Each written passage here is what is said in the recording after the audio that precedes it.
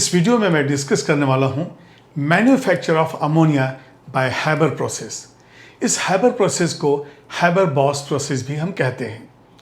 ये प्रोसेस जो है 1913 में दिया गया था और इस मैन्युफैक्चरिंग ऑफ अमोनिया के लिए 1918 में नोबेल प्राइज भी हैबर को मिला। अब यहाँ पे देखिए, पहले डायग्राम इसको समझिए, फिर हम बताएंगे रॉ मटेरियल क्या है, कैटलिस्ट क्या है, कंडीशंस क्या है। तो यहाँ हम देखते हैं कि नाइट्रोजन और हाइड्रोजन ये दोनों जो है कंप्रेसर से हम पास करते हैं और इस कैटलिटिक चैम्बर में भेजते हैं, और यहाँ से जो अमोनिया प्रोड्यूस होता है वो इतना हाईली एक्सोथर्मिक है कि वो कूलिंग पाइप से होते हुए लिक्विड अमोनिया बन जाता है। और यदि कोई नाइट्रोजन हाइड्रोजन जो मॉलिक्यूल्स बच गए हैं, जो रिएक्ट नहीं कर पाए, उनको फिर से रिसर्कुलेटिंग पंप से हम इनको वापस भेज देते हैं। तो अब देखते हैं इसके अंदर क्या क्या रिक्वायरमेंट है, कौन कौन से पॉइंट्स हैं। तो सबसे पहले तो हम लोग लेंगे, देखिए ये रॉ मटेरियल्स में हमने लिया है नाइट्रोजन हाइड्रोजन। तो रॉ मटेरियल नाइट्रोजन कहाँ से है? Nitrogen from air. इसके बाद हाइड्रोजन कहाँ से है? Hydrogen by the electrolysis of water. अब एयर को लिक्विफाई करके नाइट्रोजन निकाल लिए। अब नाइट्रोजन है तो उसमें फ्रैक्शनल डिस्टिलेशन करके ऑक्सीजन को भी निकाल लेंगे और बाकी सब कंपोनेंट, अब हमारे पास प्योर नाइट्रोजन हो गया। इलेक्ट्रोलिसिस जब हमने वाटर का किया तो वहाँ से हमें हाइड्रोजन मिल गया। तो ये हो गया रॉ मटेरियल्स। इसके बाद हम यहाँ पे देखेंगे बेसिक रिएक्शन क्या है और उसके लिए हमें क्या क्या चीज़ चाहिए। रिएक्शन है N2 + 3H2 और ये साइन ऑफ इक्विलिब्रियम मैं यहाँ लिख रहा हूँ, यह है 2NH3 और डेल्टा H यहाँ पे हो गया निगेटिव। निगेटिव का मतलब हो गया, ये हो गया एक्सोथर्मिक। तो जब अमोनिया फॉर्म होगा तो एक्सोथर्मिक होगा और यहाँ पे जो है एनर्जी प्रोड्यूस होगी। अब जब एनर्जी प्रोड्यूस होगी तो यहाँ पे कूलिंग करना पड़ेगा, लेकिन ये रिएक्शन के लिए फेवरेबल कंडीशन क्या होगा? हम यदि लिसेट-लियर प्रिंसिपल अप्लाई करें तो लिसेट-लियर प्रिंसिपल कहता है कि forward reaction will be favoured. जैसे मान लीजिए फॉरवर्ड रिएक्शन की हम बात करें तो यहाँ पे टोटल नंबर ऑफ मोल्स कितने हैं? 3 हैं और ये 2 है। तो जब हाई प्रेशर होता है it favours where the number of moles are decreasing.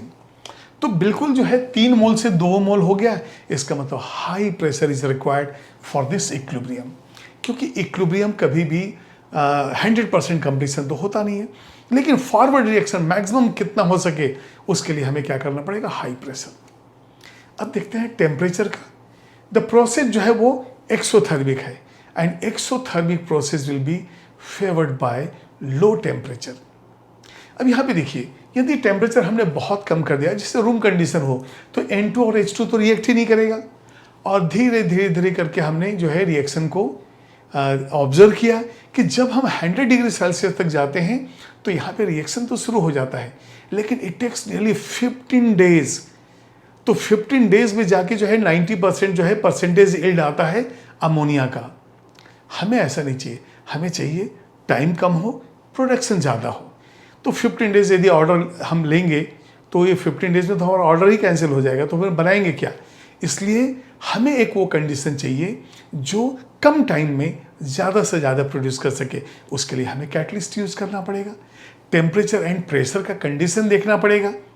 तो यहाँ पे बाय द लिसेट-लियर प्रिंसिपल्स हम देख लेते हैं क्या क्या कहता है ये। टेम्परेचर कैसा होना चाहिए? ये होना चाहिए लो। क्यों? क्योंकि ये एक्सोथर्मिक है। जब एक्सोथर्मिक है तो लो टेम्परेचर से फेवर होता है, लो टेम्परेचर। और यहां पे हम लिख देंगे फेवर्स एक्सोथर्मिक रिएक्शन। तो चलिए टेम्परेचर हो गया।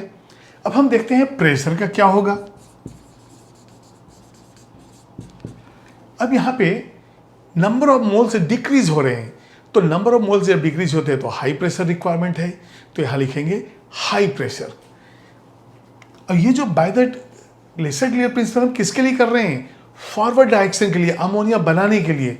तो प्रेशर हो जाएगा अब यहाँ पे देखिए हाई, तो यहाँ पे लेंगे number of moles decreases in the formation of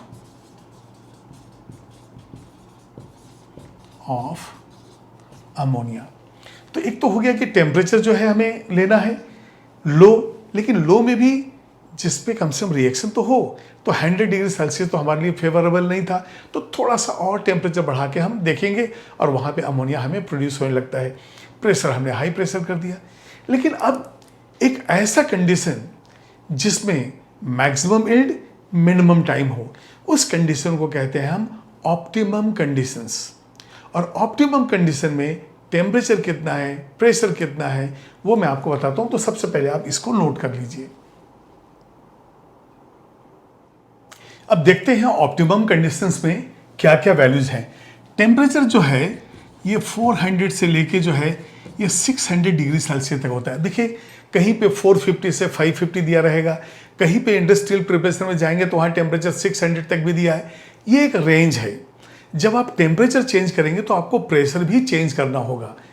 यहाँ पे भी 200 से 1000 एटमॉस्फेयर तक का जो है प्रेशर है। तो जनरली हम क्या करते हैं, वैल्यू जो है 450 से 550 के बीच में टेम्परेचर मेंटेन करते हैं और ये 200 एटमॉस्फेयर करीब हम मेंटेन करते हैं। तो जनरली ये मेंटेन करते हैं, लेकिन रेंज इस तरह से होता है। अब रिएक्शन है, अब कैटलिस्ट की हमें ज़रूरत होगी। और कैटलिस्ट क्या करते हैं, जब भी कोई प्रोसेस होता है तो इनके एक्टिवेशन एनर्जी को लो कर देते हैं। Means reaction follows the lower activation energy path. तो हमें जो है कैटलिस्ट चाहिए, लेकिन कई बार क्या होता है कि कैटलिस्ट की एक्टिविटी को भी प्रमोट करने वाला चाहिए। तो जो कैटलिस्ट की एक्टिविटी को प्रमोट करता है उसे हम कहते हैं प्रमोटर। तो देखिए ओरिजिनली जो है पहले जो है आयरन और मॉलिब्डेनम ये यूज हुआ, जिसमें आयरन एक कैटलिस्ट है और मॉलिब्डेनम एक प्रमोटर है। और इसके पहले जो है फेराइट भी यूज किया गया था।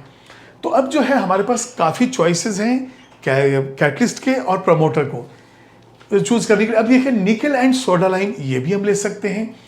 आपका जो है Fe2O3 ये जो आयरन ऑक्साइड है ये कैटलिस्ट हो जाता है और वहाँ पे promoter like K2 and Al2O3 भी हम यूज करते हैं। तो ये जरूरी है कि टेम्परेचर प्रेशर के साथ कैटलिस्ट एंड प्रमोटर का भी सिलेक्शन करना जरूरी है आपको। तो यहाँ पे हम देखते हैं कि N2 और H2 इनके बीच जो रिएक्शन होता है ये देखिए ये 2NH3 हो गया और ये तो एक्सोथर्मिक है ही, और प्रपोर्शन जो है 1:3 मेंटेन होता है। Nitrogen 1 part and 3 part hydrogen, क्योंकि बैलेंस्ड इक्वेशन में आपको 1:3 नजर आ रहा है। लेकिन अब सवाल उठता है कि नाइट्रोजन को प्रोड्यूस जब हम करते हैं एयर से, यहाँ कई प्रॉब्लम जाते हैं। नाइट्रोजन से हमें मॉइस्चर को निकालना है, नाइट्रोजन जो एयर जहाँ से है नाइट्रोजन उसमें से ऑक्सीजन को निकालना है, हमें कार्बन मोनोऑक्साइड भी निकालना है और कार्बन डाइऑक्साइड भी निकालना है। क्यों? यदि कार्बन मोनोऑक्साइड है तो जैसा आप जानते हैं कि metals are highly reactive towards the carbon monoxide.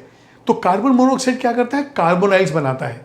यदि हमने कार्बन मोनोऑक्साइड को उस एयर के सैंपल से नहीं निकाला तो जो भी हम मेटल ले रहे हैं this will get poison because they will form the metal carbonyl.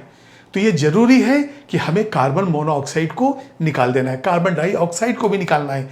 तो अब जो है हम देखेंगे कि रॉ मटेरियल जो हम तैयार कर रहे हैं N2 एंड H2 वो कैसे। H2 के लिए एक तो प्रोसेस हमारे पास है, हम इलेक्ट्रोलिसिस कर लें, इलेक्ट्रोलिसिस से हमें H2 मिल जाएगा, या तो फिर हम कोक के ऊपर एयर एंड स्टीम पास कर दें। तो अब देखते हैं हम लोग कि ये रॉ मटेरियल से हम किस तरह से जो है नाइट्रोजन को प्रोड्यूस करते हैं और वहां पे जो टेक्निकली जो प्रॉब्लम CO2 एंड CO को आया उसको हम किस तरह से निकाल रहे हैं। अमोनिया के मैन्युफैक्चर में जब हम नाइट्रोजन को एयर से प्रोड्यूस करते हैं वहां से डिफरेंट गैसेस को निकालना जरूरी है और मेजर जो है CO एंड CO2 को। सबसे पहले हम क्या करते हैं कि एयर को हम पास करते हैं रेड हॉट कोक पे, और जब हम रेड हॉट कोक पे पास करेंगे तो वहां से बनेगा CO+N2 जो कि है प्रोड्यूसर गैस। और यदि रेड हॉट कोक के ऊपर हम स्टीम पास करें तो वहां से मिलता है हमें वाटर गैस। तो देखते हैं पहले हम किस तरह से एयर को सप्लाई करते हैं और वहां से CO+N2 के फॉर्म में नाइट्रोजन को ले आते हैं। देखते हैं। तो सबसे पहले हम यहाँ पे लेंगे, ये देखिए एयर है और यहाँ पे हमने लिया रेड हॉट कोक। एयर के अंदर जो है O2 N2 दोनों है, ये कोक हो गया। यहाँ पे टेम्परेचर काफ़ी है, तो ये जो रेड हॉट कोक है ऑक्सीजन के साथ बना देगा CO, और N2 जो है एज इट इज़ रह जाएगा क्योंकि उसका कोई रिएक्शन नहीं। तो यहाँ पे आ जाएगा CO प्लस N2, और ये जो मिक्सचर है ये कहलाता है प्रोड्यूसर गैस। इसी तरह से देखिए हमारे पास सोर्सेज एयर और स्टीम, ये दो हैं जिससे हम N2 एंड H2 को ले आएंगे, और इसके बाद फिर प्रोसेस शुरू होगा, लेकिन it should be free from the other substances which are going to poison the catalyst. तो उसमें से सबसे बड़ा जो प्रॉब्लम वाला है वो है कार्बन मोनोऑक्साइड। देखते हैं अभी और क्या करते हैं। तो एयर से हमने CO प्लस N2, ये N2 आ गया हमारे पास। अब यदि मान लिए हम स्टीम पास करें, स्टीम पास करें वो भी रेड हॉट कोक पे, तो चलिए इसको मैं ऐसा ले लेता हूँ, रेड हॉट कोक है तो स्टीम केमिकली क्या है, H2O है, ये हो गया C। तो अब यदि मान लिए हम इसको हम कंसिडर करें और यहाँ पे टेम्परेचर ज़्यादा है क्योंकि ये रेड हॉट है ये कोक, अब यहाँ से जो बनेगा वो है CO प्लस H2। और ये जो CO प्लस H2 है इसको कहते हैं हम वाटर गैस, ब्लू गैस या सिंथेटिक गैस, सिन गैस। तो ये हो जाएगा water gas, blue gas, syn gas, ये सब चीजें हैं इसके। तो अब हम क्या करते हैं कि वाटर गैस और प्रोड्यूसर गैस दोनों को स्टीम के साथ मिक्स करेंगे। अब स्टीम के साथ जब मिक्स होगा तो वहां पे CO से कन्वर्ट हो जाएगा CO2 में। इसका मतलब अब नाइट्रोजन और हाइड्रोजन दोनों ही हैं, लेकिन इनके साथ कौन कौन है, CO एंड CO2। तो हमें अब ये दोनों को अलग अलग करना है। तो देखेंगे इसको किस तरह से हम एक्सप्लेन करेंगे। यहां पे यदि मान लिए ये देखिए वाटर गैस है प्लस प्रोड्यूसर गैस है, और ये जो है इसके साथ अब हम मिक्स कर रहे हैं स्टीम को। इसका मतलब H2 CO प्लस H2 है और ये CO प्लस N2 है, इसके साथ हम मिक्स कर रहे हैं स्टीम को। और यहां पे जो कैटलिस्ट हम यूज कर रहे हैं वो है Fe2O3। इस प्रोसेस के लिए Fe2O3, ये CO इस ऑक्सीजन से कंबाइन होकर यहां पे बनाएगा CO2। अब देखिए CO2 भी बनेगा और कुछ CO भी बच जाएगा, CO बच गया, और N2 प्लस H2 ये तो हमारे पास रहेगा ही क्योंकि कुछ N2 बच गया, कुछ H2 बच गया। तो अब हमारे पास CO एंड CO को निकालने का टास्क है। अब इसको देखते हैं हम लोग कैसे निकालेंगे। ये जो है CO2, यदि हम इस CO2 को एक 25 एटमॉस्फेयर प्रेशर के कंटेनर में जिसके अंदर वाटर है हम डाल दें, तो उस हाई प्रेशर में CO2 will get absorb in water. अब मालूम है कि CO2 की सॉल्युबिलिटी तो कम है वाटर में, लेकिन under the high pressure it gets dissolve. कैसे भी किसी गैस की सॉल्युबिलिटी जो है प्रेशर पे डिपेंड करती है। तो यहाँ पे जितना हाई प्रेशर, तो यहाँ पे हम 25 एटमॉस्फेयर प्रेशर हम मेंटेन करते हैं। तो अब यदि मान लिए यहाँ से देखिए हमारे पास CO plus CO2 plus H2 plus N2 ये सारी चीज़ें आ रही हैं, और यहाँ पे एक कंटेनर है, इसके अंदर वाटर भरा हुआ है, और यहाँ पे प्रेशर जो है ये करीब 25 एटमॉस्फेयर हमने रखा है। अब यहाँ पे H2O जो है CO2 को एब्जॉर्ब कर लेगा। तो यहाँ पे हम लिख देंगे CO2 इज एब्जॉर्ब्ड। अब बताइए CO2 एब्जॉर्ब हो गया तो बचा क्या हमारे पास, बचा हमारे पास CO, H2 एंड N2। तो अब ये हो गया CO plus H2 plus N2, ये तीनों चीजें बची हुई हैं। H2 एंड N2 तो हमें चाहिए, अब CO को निकालना है। तो CO को निकालने के लिए एक और कंडीशन हमें सेटिस्फाई करना पड़ेगा। यहां पे देखिए ये है ammoniacal cuprous format, ammoniacal cuprous format. अब यहां से जो है CO विल गेट एब्जॉर्ब। तो यहां पे हम लिख सकते हैं, ये तो हो गया जो हमने कंपाउंड लिया है, ये देखिए ये कंपाउंड हो गया, और यहां पे लिख देंगे CO इज एब्जॉर्ब्ड। तो अब हमारे पास क्या बचा, N2 एंड H2। तो जो रॉ मटेरियल हम N2 एंड H2 ले रहे हैं उसका सोर्स था एयर एंड स्टीम। हमने एयर पास करके जो है यहां से कंटेनर के अंदर प्रोड्यूसर गैस किया रेड हॉट कोक पे, और जब स्टीम पास हुआ रेड हॉट कोक पे तो वाटर गैस मिला। अब वाटर गैस, प्रोड्यूसर गैस और स्टीम को मिक्स करके हम Fe2O3 पे हम डालते हैं। जब Fe2O3 जो हमारा कैटलिस्ट है यहां पे, ये बनाएगा CO2 and CO N2 and H2। अब ये देखिए ये जो कार्बन मोनोऑक्साइड है यहां पे इसके साथ या तो एडिशन प्रोडक्ट बनाएगा या तो कॉम्प्लेक्स बनाएगा और ये अलग हो जाएगा। CO2 की सॉल्युबिलिटी जो है हाई प्रेशर पे हो गया, यहां पे करीब 25 एटमॉस्फेयर मेंटेन है, ये अलग हो गया। तो अब जो हमें N2H2 मिला वो हम यूज करेंगे अब हैबर प्रोसेस के अंदर जहां पे NH3 बनेगा। तो रॉ मटेरियल जो है हमारा एयर एंड स्टीम है, तो इसको आप नोट कीजिए। और तो CO2 एब्जॉर्ब हो जाता है वाटर में 25 एटमॉस्फेयर पे।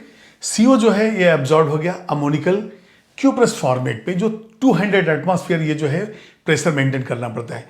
अब ये जो CO2 एब्जॉर्ब हो गया इसको हम यूज कर सकते हैं यूरिया के मैन्युफैक्चरिंग में। तो अब देखते हैं हम लोग यूरिया में कैसे ये CO2 एंड अमोनिया को हम यूज कर लेंगे। यहां पे ये देखिए ये NH3 है, यहां पे CO2 हमने लिया, ये CO2 एब्जॉर्ब हो चुका है ऑलरेडी वाटर के अंदर, तो अमोनिया के साथ रिएक्ट कर रहा है NH2 COO NH4, ammonium carbamate हो जाएगा। अब इसको जब हम हीट करेंगे तो यहां से बनेगा NH2 CO NH2। तो अब यहां पे देखिए एक ऑक्सीजन बच गया है और 2 हाइड्रोजन यहां से बच गया, तो इसके साथ क्या हो जाएगा ये H2O। तो इस तरह से हम जो कार्बन डाइऑक्साइड जो एब्जॉर्ब हुआ है उससे हम यूरिया भी बना सकते हैं।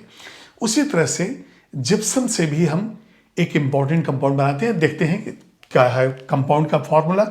तो जिप्सम जो है CaSO4.2H2O होता है। याद कीजिए plaster of Paris hemi hydrated होता है, लेकिन जिप्सम जो है वो डाईहाइड्रेटेड होता है। इसके बाद अमोनिकल तो NH4OH हो गया, इसके अंदर हम CO2 ले लेते हैं।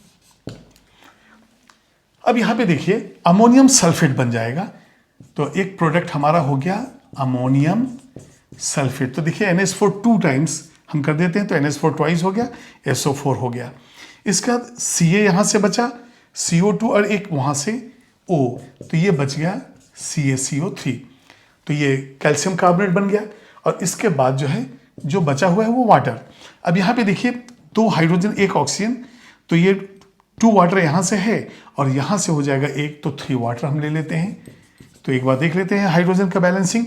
तो टोटल हाइड्रोजन जो है 10 + 4 14, और यहाँ पे 8 और 6 14 हो गया। ऑक्सीजन भी जो है बैलेंस है, 2 और 2 4, तो 3 वहाँ पे है, 4 और 2 6, तो 3 वहाँ पे और 3 यहाँ पे हो गया। इस तरह से अमोनियम सल्फेट में भी हमें इस कार्बन डाइऑक्साइड की जरूरत हुई। तो आपने देखा कि हैबर प्रोसेस के अंदर हम अमोनिया तो बना ही रहे हैं, साथ में जो कार्बन डाइऑक्साइड एब्जॉर्ब हुआ उस कार्बन डाइऑक्साइड को हम यूज कर सकते हैं यूरिया बनाने में या तो फिर अमोनियम सल्फेट बनाने में। तो इसको भी आप नोट कीजिए। और नेक्स्ट जो है मैं कुछ क्वेश्चंस लूंगा और उसका जो अगला वीडियो है उसके अंदर साइनामाइड प्रोसेस जो है वो भी एक मैन्युफैक्चरिंग प्रोसेस है, उसको मैं डिस्कस करूंगा। अब हैबर प्रोसेस से रिलेटेड कुछ क्वेश्चंस वो देखते हैं हम लोग। हैबर्स प्रोसेस में हमने अमोनिया को प्रोड्यूस किया है, जहां पे कैटलिस्ट यूज हुआ है, प्रमोटर यूज हुआ है, टेम्परेचर प्रेशर के डिफरेंट कंडीशंस हैं। तो इनके ऊपर ही मैंने कुछ क्वेश्चंस लिए हैं यहाँ पे। पहला क्वेश्चन है, in Haber process for the manufacture of ammonia. तो जब हम मैन्युफैक्चर कर रहे हैं अमोनिया का तो कैटलिस्ट कौन सा यूज हो रहा है, तो हम याद करते हैं कैटलिस्ट यहाँ पे क्या क्या होता है। कैटलिस्ट जो है ये आयरन हो सकता है या फिर Fe2O3 हो सकता है। तो फाइनली डिवाइडेड आयरन, ये हमारा आंसर हो गया। फिर है second question, the catalytic promoter. अब मालूम है कि कैटलिस्ट के एक्टिविटी को बढ़ाने के लिए जिस सब्सटेंस को भी लेंगे वो हो जाएगा कैटालिटिक प्रमोटर। अब यहाँ पे देखिए हमने कैटलिस्ट लिया है, अब यदि यहाँ पे हम प्रमोटर भी लेते हैं तो प्रमोटर पहले मॉलिब्डेनम यूज होता था, इसके बाद हमारे पास K2O भी है, Al2O3, ये सब ऑप्शन है हमारे पास प्रमोटर के लिए। तो देखते हैं कि कौन सा प्रमोटर यहाँ पे दिया हुआ है, मॉलिब्डेनम दिया है, तो हम जाएंगे आंसर ए के लिए। अब इसके बाद देखिए third, in the separation of N2 from the air. अब आपको मैंने बताया है कि एयर से जो है हम N2 को निकालने के लिए वहाँ पे प्रोड्यूसर गैस बनाते हैं, स्टीम को पास करके वाटर गैस बनाते हैं, और जो CO2 है उसको वाटर के अंदर एब्जॉर्ब कर लेते हैं 25 एटमॉस्फेयर पे। उस CO2 का हम क्या कर रहे हैं, हम फर्टिलाइजर बना रहे हैं, और फर्टिलाइजर जो बनता है यूरिया बनता है। तो देखते हैं हम लोग क्या रिएक्शन होगा। ये देखिए ये है NH3 प्लस CO2, इससे जो बनेगा हमें पहले मिलेगा NH2 COONH4। ये देखिए अमोनियम कार्बामेट जो है ये बना, तो ये जो है NH3COO, तो ये हो गया 2 टाइम्स, तो देखिए 6 है, 4 to 6 है, और ये भी बैलेंस हो गया। अब ये कंपाउंड जो है ये डिकम्पोज होगा, और यहाँ से बनेगा NH2CO NH2 and plus H2। अब देखते हैं इसमें क्या गड़बड़ किया गया है। ओ NH2CO NH2, तो एक O एक्स्ट्रा है, तो ये वाला O जो है एक्स्ट्रा है, इसलिए हमारा ये आंसर नहीं है। फिर NH2CO के साथ NH2 होना चाहिए, यहाँ पे NH2CO के साथ NH4 है, तो ये गड़बड़ है। NH2CO NH2, यस, हमें ये मिल गया जो चाहिए था, ये है यूरिया। अब इसके बाद देखते हैं हम लोग, in the isolation of nitrogen from air. अब हैबर प्रोसेस में हमने क्या किया है, CO2 को तो ऐसे निकाल लिया, और यहाँ पे जब N2 को हम प्रोड्यूस कर रहे हैं, और CO जो है ये इंप्योरिटी। अब देखिए CO क्या करेगा, जो मेटल हम ले रहे हैं उसके साथ कार्बोनाइल बना लेगा। कार्बन मोनोऑक्साइड की रिएक्टिविटी काफ़ी हाई है मेटल के साथ, तो ये मेटल जो हम यूज कर रहे हैं एज ए कैटलिस्ट, उनके कैटलिटिक पॉइजनिंग का काम करेगा ये। हमें CO नहीं चाहिए, तो इसके लिए हम क्या करते हैं, CO को हम रिमूव करने के लिए किस में एब्जॉर्ब करते हैं, ammoniacal cuprous formate. Question number 5 है, which of the following are suitable conditions in the manufacture of ammonia by Haber Bosch process. अब पहले हम लोग देख लेते हैं कि पहले इक्वेशन क्या था, उस इक्वेशन से हम कंडीशन को सेटिस्फाई करेंगे और चूज करेंगे कौन सा आंसर है। तो यहाँ पे देखिए नाइट्रोजन गैस था और 3H2 गैस, ये रिएक्शन था, साइन ऑफ इक्विलिब्रियम हम लेते हैं यहाँ पे, और यहाँ बना 2NH3। अब यहाँ जो डेल्टा H है, ये देखिए डेल्टा H जो है वो हो जाता है -46.1 किलो जूल पर मोल। अब ये 2 मोल यदि हम लेंगे तो इसका डबल हो जाएगा। तो ये जो है हीट ऑफ फॉर्मेशन है ये अमोनिया का। अब यहाँ पे देखिए ये इक्विलिब्रियम साइन है, और नंबर ऑफ मोल्स 1 + 2 3, तो यहाँ पे हम देखते हैं मोल्स कितना है, 1 + 3 4 है, और राइट हैंड साइड में ये कितने हैं, 2 मोल है। और यदि नंबर ऑफ मोल डिक्रीज हो रहा है, तो जब हम किसी भी केमिकल इक्विलिब्रियम पे लिसेट-लियर प्रिंसिपल अप्लाई करते हैं, तो वो प्रिंसिपल बताता है कि फॉरवर्ड रिएक्शन चाहे बैकवर्ड रिएक्शन के फेवर करने के लिए क्या कंडीशन होना चाहिए। तो जब हम टेम्परेचर की बात करते हैं तो हम देखते हैं कि low temperature favours exothermic, high temperature favours endothermic.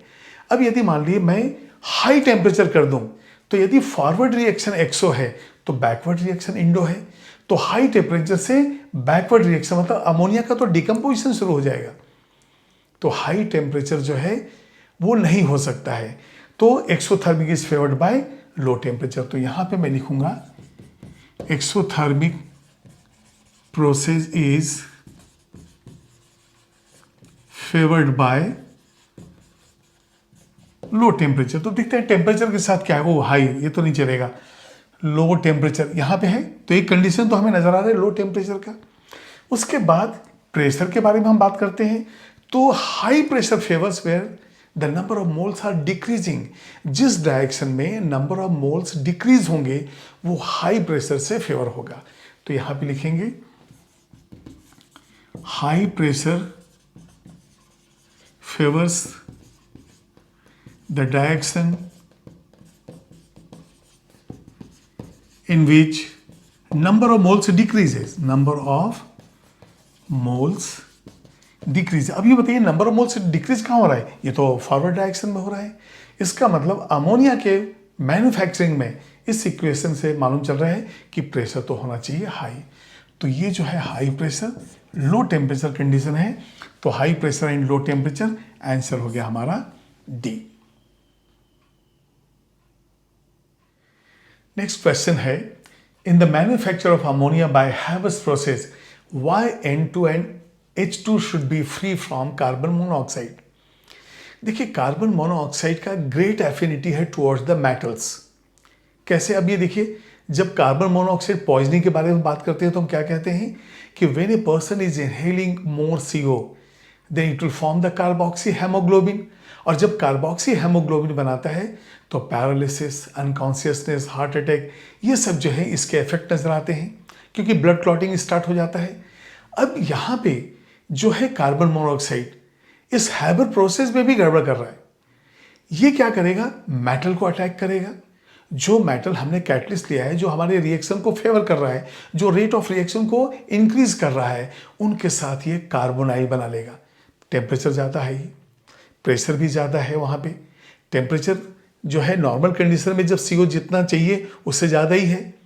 अब ये कैटलिस्ट जो है यदि कार्बोनाइल बनाया है तो केमिकल एड्जॉर्प्शन की वजह से जो ऊपर का लेयर है वो तो कार्बोनाइल बन गया, तो इसकी कैटलिटिक एक्टिविटी खत्म हो जाएगी। तो इस चीज़ को अवॉइड करने के लिए कार्बन मोनोऑक्साइड को हमें एब्जॉर्ब करना है। तो इसके पहले कि N2 एंड H2 उस कैटलिटिक चैम्बर में जाए, पहले हम कार्बन मोनोऑक्साइड को सेपरेट करेंगे। उसके लिए हम लेते हैं अमोनिकल कॉपर फॉर्मेट। ये देखिए, ये हो गया अमोनिकल कॉपर, ये हो गया फॉर्मेट। इस कंपाउंड को हम कैसे लिखते हैं? हम यहां पे कॉपर लिख देते हैं। इसके बाद अब देखिए नाइट्रोजन कितना है? 1 है, तो बाद में हम लिख देंगे H3 है, C3 है, O6N। तो ये देखिए N हमारे पास ये आ गया और O यहाँ पे 6 है, तो इसको हम इधर अरेंज कर देंगे, तो ये हो जाएगा NO6। तो देखिए कॉपर हो गया एक।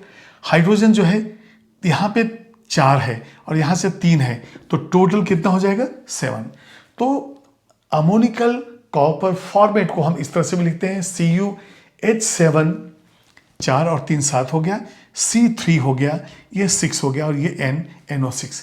अब क्या होता है कि कार्बन मोनोऑक्साइड या तो इसके साथ एक कॉम्प्लेक्स बनाएगा या तो एडिशनल प्रोडक्ट बनाएगा और इस तरह से कार्बन मोनोऑक्साइड N2 और H2 से फ्री हो जाएगा, जो हमारे लिए बिल्कुल ही फ्रूटफुल है। क्योंकि यदि मान लीजिए CO जाएगा तो हमारा कैटलिस्ट जो है वो पॉइजन हो जाएगा, वो स्पॉइल हो जाएगा एंड कॉस्ट जो है अमोनिया के मैन्युफैक्चरिंग में बढ़ जाएगा। तो इसको आप नोट कीजिए।